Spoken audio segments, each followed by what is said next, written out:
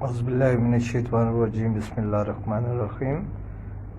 آج میں آپ کو تھوڑا اپنے بارے میں میں بتاؤں گا کہ میں اہل سنت جماعت سے احمدی کیوں ہوا۔ جو کچھ کہوں گا سچ کہوں گا، سچ کے سوا کچھ نہیں کہوں گا۔ میں احمدیوں کے بہت سخت خلاف تھا، درمیال کا رہنے والا ہوں۔ ادھر احمدیت کافی ہیں اور وہاں احمدیت کی مخالفت بھی بہت زیادہ ہے، جیسے آپ سب بھائیوں کو معلوم ہوگا جی۔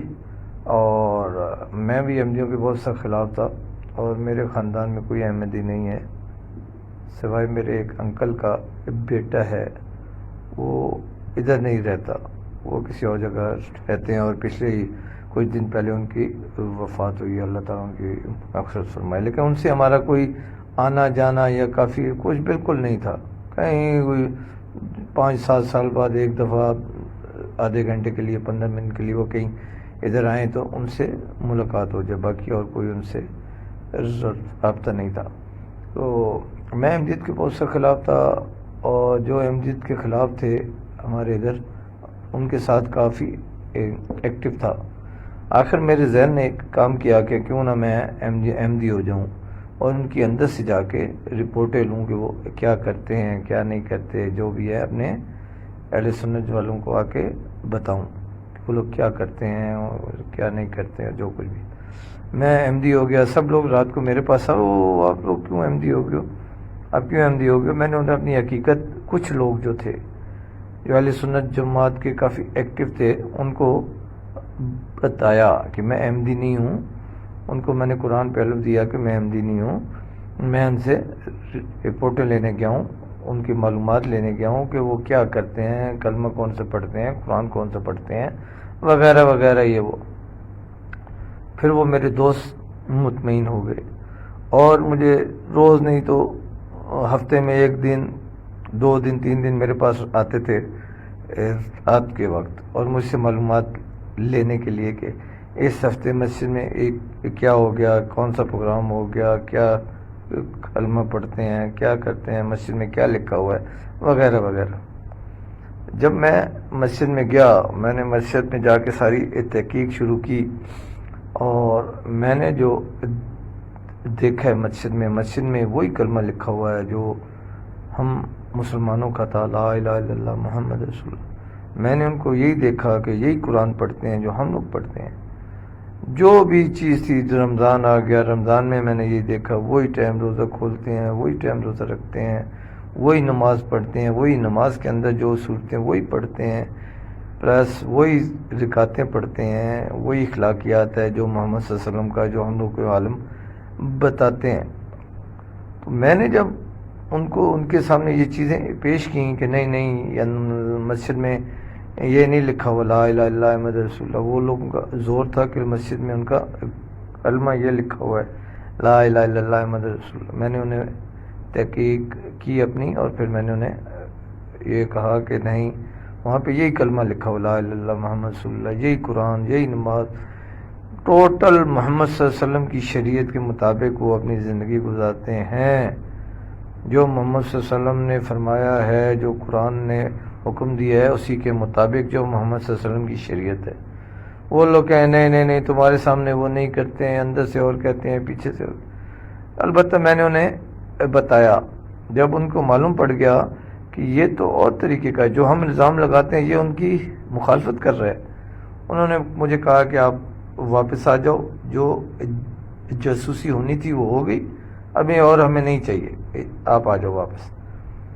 وہ آئے میرے پاس ایک فرائیڈے والے دن کہ اس فرائیڈے کو آپ اعلان کرو مسجد میں کہ میں اہل سنت جماعت ہوں۔ لیکن اس جتنا وقت ہو گیا تھا 4-5 مہینے، اس میں میرے ذہن میں اور میرے اندر سینے میں یہ چیز پیدا کر دی تھی کہ جو لوگ کسی پہ الزام لگاتے ہیں، اور اتنا سنگین الزام کہ وہ یہ نہیں پڑھتے لا الہ الا اللہ محمد رسول اللہ، وہ پڑھتے ہیں لا الہ احمد رسول اللہ، لیکن میں نے ان کے منہ سے سنا، ان کی مسجدوں میں دیکھا، ہر جگہ دیکھا کہ یہی کلمہ لکھا ہوا لا الہ الا اللہ محمد رسول اللہ۔ اتنا بڑا کسی پہ الزام لگا دینا، اس سے بڑا الزام تو میرے خیال میں کوئی اور ہے ہی نہیں ہے۔ تو میرے اندر چیز شروع ہو گئی کہ یہ تو ان کی تحقیق کرنی چاہیے کہ یہ لوگ کیا ہیں. میں نے تحقیق شروع کر دی. وہ لوگ ایک فرائیڈے والے دن آئے میرے پاس میرے روم میں کہ آپ مسجد میں آ جاؤ، اعلان کرو کہ میں سنی ہوں. لیکن میں آگے پیچھے ہو گیا. میں نے اسلام کا مطالعہ کرنا شروع کر دیا، قرآن پاک کا اور محمد صلی اللہ علیہ وسلم کے فرمانوں کا، کیونکہ میرے اندر ایک چیز اٹھ گئی تھی کہ جو ایمان کی بات کرتا ہے وہ جھوٹ نہیں بول سکتا. کوئی بھی جھوٹ نہیں بول سکتا اور کسی پہ الزام تو لگا ہی نہیں سکتا، سوال ہی نہیں پیدا ہوتا. میں علی اعلان کہتا ہوں کہ جو کسی پہ الزام، اتنا بڑا الزام، سنگین الزام لگائے تو میرے بھائی اس کی مسلمانیت پہ بھی وہم ہو جاتا ہے، شک کرنا پڑتا ہے. یہ اتنا بڑا کیسے الزام لگا سکتا ہے کسی کے اوپر؟ تو کہنے کا مقصد یہ ہے کہ میں ایک فرائیڈے کو آگے پیچھے ہو گیا، لیکن اگلے فرائیڈے والے دن وہ میرے پاس آ کے سویرے آ گئے میرے روم میں. میں نے کہا میں آ جاؤں گا. انہوں نے کہا نہیں، آپ ابھی ہمارے ساتھ چلو. وہ مجھے لے کے مسجد کے ساتھ ایک ہاؤس تھا، خالی تھا، وہاں لے کے چلے گئے. وہاں پہ میرے کپڑے چپل وہاں لے کے آئے اور وہیں سے میرے کو آگے پیچھے نہیں ہونے دیے، سیدھا مسجد میں لے گئے. میں اس ٹائم تک یعنی اہل سنتی جماعت تھا، مطالعہ کر رہا تھا، احمدی نہیں تھا. میں نے مسجد میں گیا، اعلان کیا کہ میں احمدی نہیں ہوں. اور وہ کیونکہ میں احمدی اس وقت تک احمدی نہیں تھا. پھر میں اہل سنت جماعت میں آ گیا. لیکن میرے اندر سے خود جو پیدا ہو گئی تھی وہ نہیں ختم ہوئی. جب میں ظہر کی یعنی فرائیڈے کی نماز پڑھ کے گیا اپنے روم میں، پورا گاؤں میرے گھر آیا تقریباً. میری ماں کو، میرے صاحب کو، اور جو میں ہوں مجھے وہ بولا شکر کرو اللہ تعالیٰ نے آپ کو مسلمان کر دیا، یہ وہ دس دیٹ. اوکے جی، مٹھائی تقسیم ہوئی. عصر کی نماز پڑھنے کے لیے جب میں مسجد میں گیا ہوں تو اللہ شاہد ہے میں نے بڑی مشکل سے مسجد میں عصر کی نماز ادا کی. اس کے بعد میں سیدھا جو احمدی جماعت کے لوگ تھے ان کے پاس گیا. میں نے انہیں سچی بات سامنے رکھ دی، بتا دی کہ میں جب آپ کے پاس آیا تھا احمدی نہیں تھا اور میں آپ کے پاس رپورٹنگ لینے آیا ہوا تھا. میرے سے جو بھی غلطی ہوئی ہے کیونکہ میں آپ کے اندر گیا ہوا تھا، میں احمدی نہیں تھا، مجھے معاف کر دو. لیکن میں نے قرآن حدیث کا مطالعہ شروع کر دیا ہے. کچھ عرصے کے بعد تقریباً 2-3 مہینے میں نے مطالعہ کیا. مجھے قرآن حدیث سے ایک کنفرم ہو گیا کہ احمدیت اللہ کی سچی جماعت ہے، لیکن میں احمدی نہیں ہوا. میرا حوصلہ ہی نہیں ہو رہا تھا احمدی ہونے کا. میں نے اللہ پاک سے رو رو کے دعائیں کی رات کو، یا اللہ مجھ پہ رحم فرما، میری مدد فرما. پھر وہ میرا اور اللہ کا معاملہ ہے. اللہ تعالیٰ نے مجھے کچھ نشان میرے سامنے رکھے جس کے اندر یہ تھا کہ احمدیت سچی ہے، وہ بھی کنفرم ہو گیا. اس کے بعد جا کے تقریباً 1 مہینے بعد میں احمدی ہو گیا ہوں. اور میرے پیارے بھائیوں، سب سے پہلی بات میں آپ کے سامنے ایک ہی رکھوں گا اپنی سچائی کی کہ آپ مرزا صاحب کی شخصیت پہ الزام لگاتے ہو.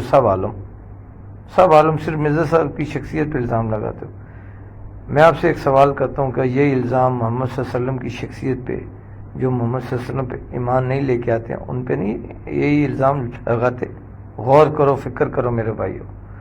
میں آپ سے اعلان کرتا ہوں، چیلنج کرتا ہوں پوری دنیا کے مسلمانوں کو، میرے پیارے بھائیوں، آپ محمد صلی اللہ علیہ وسلم کی شخصیت پہ تو الزام تراشی کرتے ہو.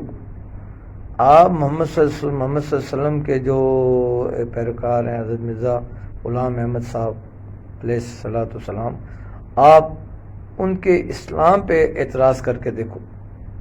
آپ ان کے اسلام پہ اعتراض کرو ایک بھی کہ دیکھو یہ محمد صلی اللہ علیہ وسلم کا دین یہ ہے، ان کی کیا نام ہے یہ طریقہ کار تھا اور مرزا صاحب کا یہ طریقہ کار ہے.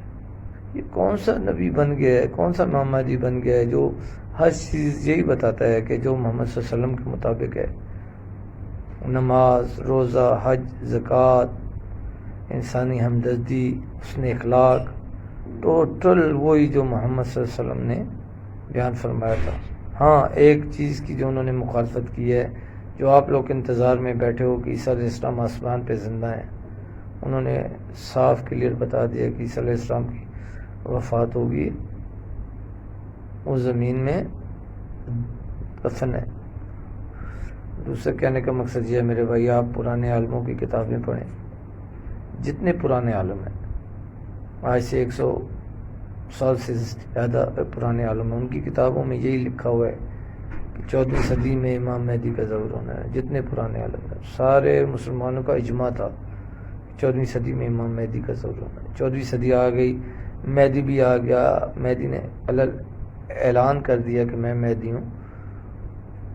آپ یہ دیکھو اسلام کی ہسٹری میرے بھائی، ہر چیز کا مطالعہ کرو، جتنے جھوٹے نبی بنے ہیں اللہ تعالیٰ نے قرآن میں ایک سزا مقرر کی ہے کہ جو مجھ پر جھوٹ باندھے گا میں اسے شرک سے پکڑ لوں گا اور نیست و نابود کر دوں گا، اور دنیا کی کوئی طاقت اسے مجھ سے نہیں چھڑا سکتی ہے۔ اور جتنے جھوٹے نبی بنے ہیں، آپ اسلام کی ہسٹری دیکھیں، آپ اپنی سچائی کے لیے خدا کی سچائی کو مت چھپائیں۔ اللہ تعالیٰ نے وہی سزا انہیں دی ہے کیونکہ اللہ تعالیٰ نے خود مقرر کی ہے، اور اللہ تعالیٰ جو وعدہ فرماتا ہے پورا فرماتا ہے، اللہ تعالیٰ وعدوں کے خلاف نہیں کرتا۔ اور سوائے مرزا صاحب کے اللہ تعالیٰ نے سب کو یہ سزا دی، تو مرزا صاحب کو اللہ تعالیٰ نے کیوں چھوڑ دیا؟ آج دیکھیں پورے ورلڈ میں ہمارا ایک امام ہے، آپ کا جو میں نے خود اپنی آنکھوں سے دیکھ کے آپ کے ساتھ رہ کے آیا ہوں، ایک مسجد کا امام اور دوسری مسجد کا امام ایک ساتھ نہیں ہے، دونوں خلاف ہیں۔ حالانکہ دونوں ایک ہی اہل سنت جماعت کے ہیں، یا وابی ہیں یا شیعہ ہیں، لیکن وہ ان کا آپس میں اتفاق نہیں ہے، وہ اس کی مخالفت کر رہا ہے، وہ یہ نہیں کرے، وہ میں یہ نہیں کروں۔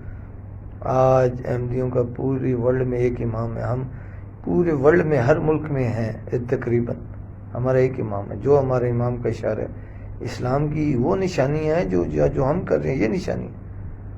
آپ لوگ ہماری مسجدوں کو آگ لگا رہے ہیں، شہید کر رہے ہیں۔ اگر انڈیا میں کوئی مسجد شہید ہو تو آپ کی آنکھوں سے نظر آ رہی ہے کہ کتنے وہ مخالفت ہو رہی ہے، اور دیکھو مسجدیں شہید کر رہے ہیں۔ بھائی وہ تو مسجدوں کو نہیں مانتے ہیں، وہ تو ہندو ہیں۔ تو میرے بھائی آپ لوگ تو مسلمان ہیں، آپ لوگ ہماری مسجدیں کیوں شہید کر رہے ہیں؟ اگر ہم غلط ہیں تو آپ لوگوں کے سامنے ہم نے نہیں پیش ہونا، ہم نے اللہ کے حضور پیش ہونا ہے، اور سب نے پیش ہونا ہے، اور اللہ تعالیٰ نے فیصلہ کر دینا ہے کون سچ ہے اور کون غلط ہے۔ آپ لوگوں نے ہماری مسجدیں شہید کر رہے ہو، ہمارے احمدی بھائیوں کو مسجد میں نماز پڑھتے ہوئے شہید کر رہے ہو۔ ٹھیک ہے، ہماری نمازیں بند کی ہوئی ہیں، کلمے بند کی، اذانیں بند کی ہوئی ہیں، یہ تو فرعونیت ہے میرے بھائی۔ آپ کو اچھی لگے یا نہ اچھی لگے، لیکن حق کی بات کرو۔ کیا یہ فرعونیت نہیں ہے؟ میں یہ کلمہ پڑھوں لا الہ الا اللہ محمد رسول اللہ تو آپ نے رکھا ہوا ہے کہ اس کو سزا دے دو۔ میں نماز پڑھوں تو آپ کہتے ہو اس کو سزا دے دو۔ میں اگر مسجد کہوں تو آپ کہتے ہو سزا دے دو۔ میں السلام علیکم کروں تو آپ کہتے ہو سزا دے دو۔ یہ فرعونیت ہے، یہ مسلمانیت نہیں ہے۔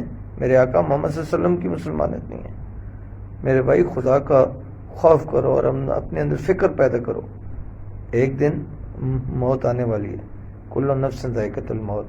اور ایک اور بات یاد رکھو، نہ میرے اللہ کا حکم ہے، نہ کوئی تمہیں موت دے سکتا ہے اللہ کے سوا، اور نہ تمہارا رزق کوئی کم کر سکتا ہے اللہ کے سوا۔